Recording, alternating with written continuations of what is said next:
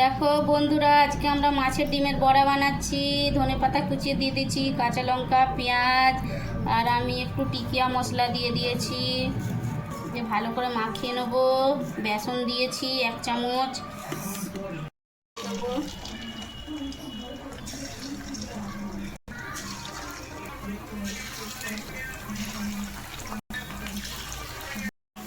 পাল্টে দেবেন।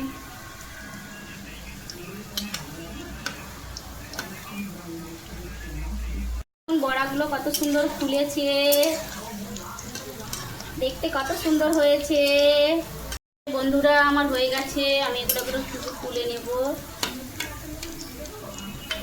বেশি কড়া করে ভাজবেন না, তাহলে ছিবড়ে হয়ে যাবে।